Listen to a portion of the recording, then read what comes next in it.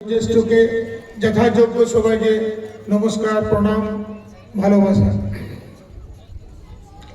এই যে আজকে আমি এখানে এসেছি, ওর এই যে পরিবর্তন পশ্চিম বাংলায় এসেছে, আমাদের আমি 73 থেকে পার্টি করি।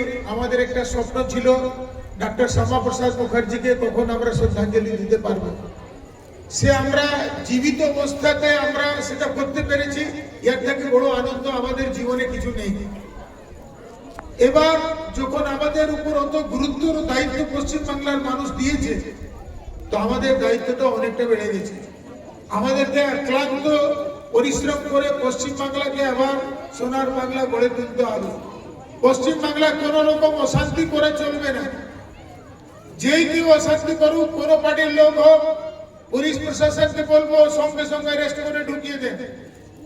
কারো অশান্তি করে চলবে না।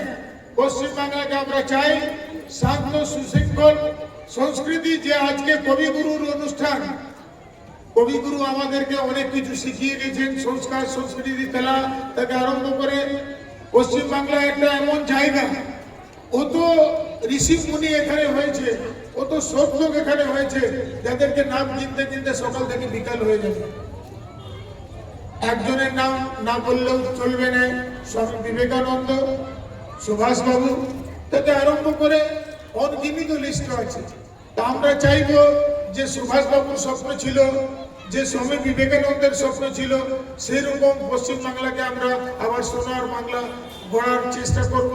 আপনাদের সহযোগিতা কাম্য। আমরা সব মিলে, আমরা একা নয়, আমরা সব মিলে গঠন করতে পারবো। সব মিলেই শক্তি, সব মিলেই শক্তি হয়। সব আপনাদের আশীর্বাদ থাকলেই আমরা কাজ করতে পারবো। এই বলে আমি শেষ করছি। বিষ্ণু বিহারকে